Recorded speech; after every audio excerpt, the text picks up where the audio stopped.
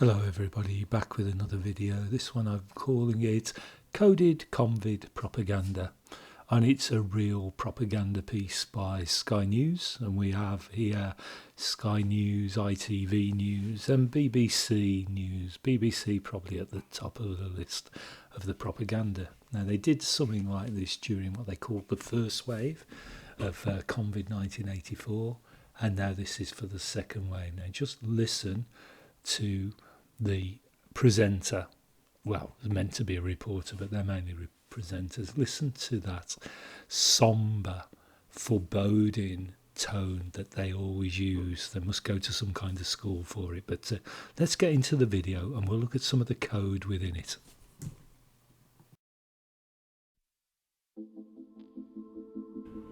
If this virus could be beaten by round-the-clock, unrelenting care, then it would be done for. This is hell. We cannot continue like this. We need to ask people to please contribute, stay home.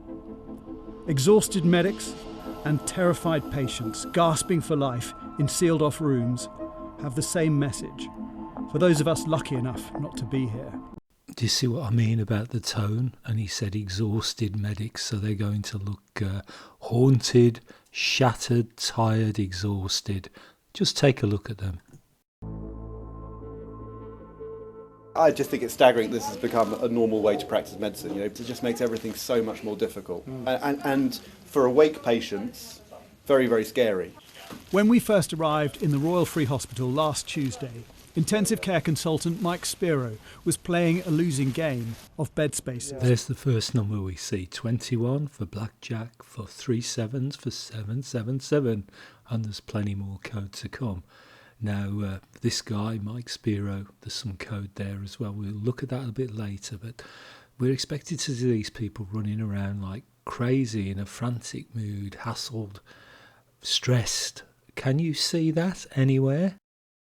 There is a limit to the critical care capacity in London. We're at a situation within the whole of London at the moment whereby we are having to consider transferring patients out long range. Yeah, we have to select very carefully who we move, because what we don't want to do is move someone and then deteriorate en route. Yeah, and how far might they have to move? At the moment we're looking at the Midlands. This is an interesting one. English ordinal 115 for a 7. Pythagorean or full reduction 52 for a 7. And look at Geraldine, 33 for masonry. And we have Spiro, which is English ordinal. A is 1, Z is 26 for 77, and for Geraldine 21 for 3 sevens for 777. The title Royal was granted to the Free Hospital by Queen Victoria for its fight against the cholera epidemic in the 1800s. Now nearly every floor of this 12-storey building is treating patients with COVID. He could go into one of the high-vis side rooms if we've got space down the end, which okay, it's fine. he'll be monitored anyway. Fine. The operations room records 307 positive patients on site. They all look very relaxed. They don't look tired. They don't look stressed. But look at this. Total positive 307 for 3 sevens for 777. Medically optimised 39. Reverse the 9 for a 6. That's 666. And then we've got 73 patients for 3 sevens for 777. And there's a 7 and a 21 there too. Over a quarter, more than 80 of them, are on ventilators. Pressure control, we brought it down from 18 to 16 because I think he's waking up, so the tidal volumes are too high. Actually, we could bring it down now. In normal times, this room would be a recovery ward for surgery patients. I don't know if you missed what was on the monitor, but here it is, look. 113 for 11 threes for 33. 111 is 7 in binary, and thanks to Yeman TV for that one. Thanks a lot there. And we've got a 93. We flip the 9, and we've got 63 for 3 6s for 666. So loads of code. It's been adapted. They've doubled the bed numbers. So we have Iona, and look at Iona. It's in English ordinal, 39. Flip the 9 for a 6. We've got 3 6s for 666. We've got 21 in Pythagorean or full reduction for 3 sevens for 777. And in Chaldean, we've got 14 for 2/7s for 7/7. And each specialist ITU nurse, such as Nicholas, used to offering one-to-one care, now has at least 3 patients under their watch. Used to offering one-to-one care, now has at least 3 patients under their watch. Used to offering one-to-one care, now has at least 3 patients under their watch. I've been looking into this for long enough to know that that is not a coincidence, what they've just said there. It's deliberate. I feel like I want to cry in many moments. I mean, I can't do my job properly. What's been the toughest thing for you? Well, basically, I mean, a lot of people are passing away, and you have to keep doing your job when you have a gentleman or a lady that is passed away and is lying next to you, and basically we just need to keep going and wait for somebody else to come and take care of that, and it's horrible. Well, for me, I'm not buying that there's sincerity there. To me, he sounded like he was practicing a script, but that's my opinion. My biggest worry is whether we've got enough staff to get through the next 24 hours, the next 48 hours, and I think that's the thing that keeps me awake at night. This week we've had the army in. Yes, I saw the army had arrived. That's right, yes. So that's a help. Oh, it's a huge help actually. So, Jackie Sinclair's interesting. We've got our, for English ordinal, we've got 135 for the internal angle of an octagon. Reverse ordinal, we've got 216 for 6x6x6. And Chaldean, we have our 7 code again, 27 for 2/7s for 7/7. Everyone is mucking in. If not army medics, it's medical students, even surgeons acting as nurses. Lucy Barker. Again, nothing is giving me the impression of frantic, stressed, running around like mad medics here. Everything seems very, very calm. But we've got Lucy Barker here. Lucy, of course, for Lucifer, for the devil. We've got English ordinal for Lucy Barker, 116 for 66, 11 sixes. And we've got full reductional Pythagorean for 44, which is a master number and appears a lot within the Pfizer vaccine story. We have to have 7 somewhere, and Lucy is 61 in English ordinal for a 7, 6 plus 1. And in Pythagorean or full reduction, it's 16 for 1 plus 6 for a 7. So we've got 7s there. A consultant from Moorfields Eye Hospital, now clearing airways. Next to her, Evelyn and Patricia, 2 therapists who'd normally work with special needs children in the community, now putting mittens on a 41-year-old COVID patient to stop her pulling at the tubes. Thank you so much for helping. So those of you with keen eyes might have seen a 5 and a 6 there on the wall for 56 for 7 times 7, for 49 plus 7 for 56 for 777, a major code. Add to that specialists from every corner of the hospital offering their expertise. Everyone has a role to play because COVID is a multi-system disease. We see kidney issues, we see liver issues, we see clots, and we see heart attacks. And apart from the devastating effect it can have on the lung. Well, he seems to be throwing in as many illnesses he could there. Surprised he didn't say piles and varicose veins and sore toes, athlete's foot, causes a lot. But look at this guy, look at his name, Robbie Rackett, RR, same initials, which is a code, RR, 18 plus 18 is 36 for 3 sixes for 6/6, and RR is 666, is 18, in Pythagorean for 3 sixes for 666. Now look at the other code in his name. We've got 127 English ordinal for 1 plus 2 for a 3, 3 7s for 777. We've got 55, master number in Pythagorean, and for Chaldean we've got 27, 477. But the biggest laugh on us is his name, Rackett, which perfectly describes Convid 1984. Then there's another type of care, for those desperate to be at the bedside. On the 4th floor, medical student Helen spends all day FaceTiming patients' families. So you're literally kind of going from patient to patient, Literally, yeah. the ones who are conscious at least. And No, even if they're even if they're not conscious? Yeah. No more feedback or high flow unless required. Sorry, he's not short of breath or anything. I feel much better, more breathless at the moment. On the 8th floor, a step down from intensive care, Sidali Yusufi is slowly becoming less dependent on the equipment that's helping him to breathe. This is a massive improvement over the last 4 days. I'm really pleased. Exactly, yeah, I appreciate it. It's the end of the world, apocalypse. Honestly, it's the apocalypse. Can't breathe. Yeah. You feel very cold in the brain. Very cold and freezing. And lot of panic. A lot of panic.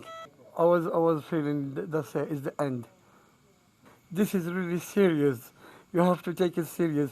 I am one of the person who ignored all the message, unless sometimes I was saying, this is not true, but no, it's true, can kill you. So this guy was a doubter, a skeptic who didn't think it was real, but he's got it. And it's real, guys. You need to take it seriously and follow all the rules. Do everything your masters tell you to do. He's got quite a lot of colour, this guy, really, hasn't he? He's not looking too bad. But, of course, it could just be it's warm in the hospital. But you can see what the underlying theme is here. Don't question it. It's real, guys. Do as you're told. Take your vaxes.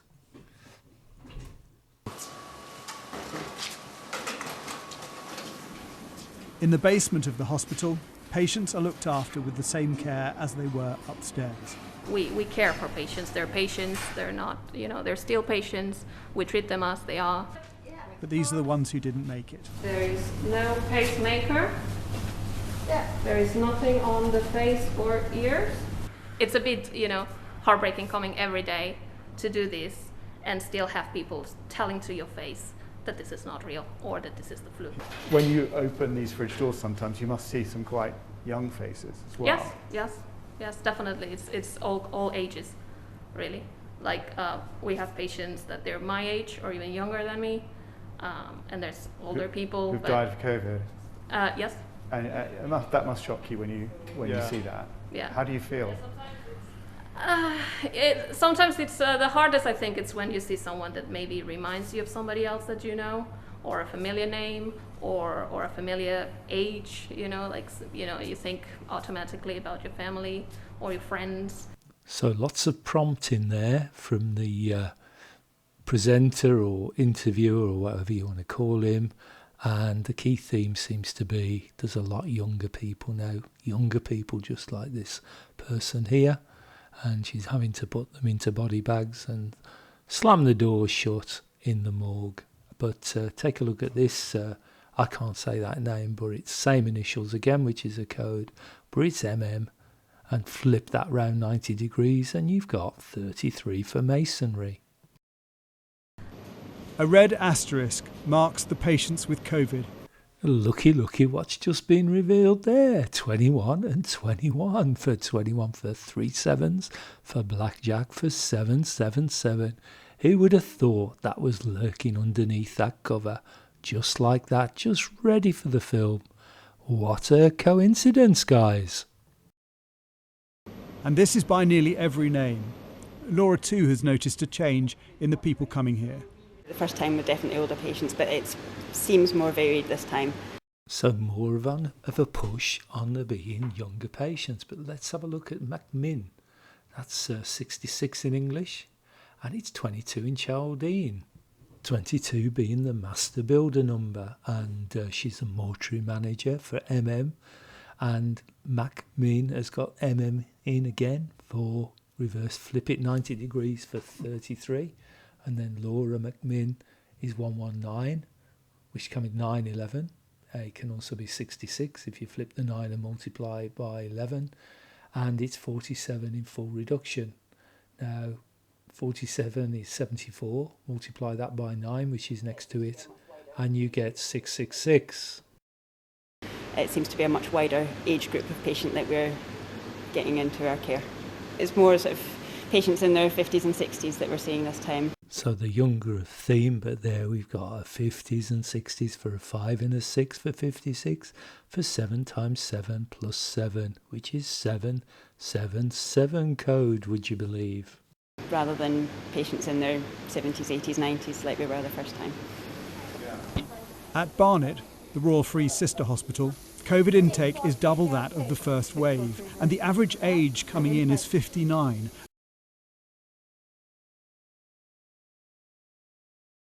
A decade younger than first time round. Here we meet 73-year-old, a key worker, lorry driver, who delivered bread and is now precariously ill. What's your wife's name? Linda.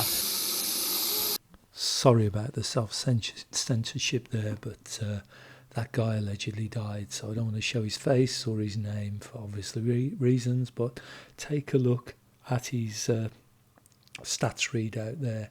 We've got an 86 under the 100 on the left, 8 plus 6 for 14 for 2 sevens for 7-7.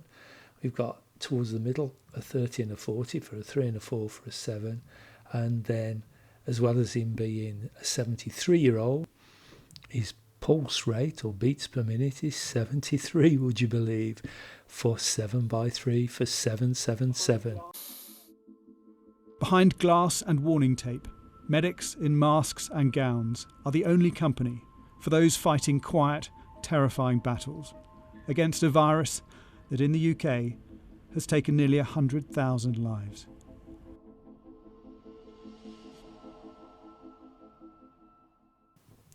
So there you have it. I'll leave a link to the original video in the description, and the plan is I will make a less censored video for 153 News, which I will add as a pinned comment and add to the description when I've actually completed the video and put it up online. But I have to kind of redo most of this and maybe make it a little bit more hard hitting. But as you saw, not really looking frantic, very, very staged.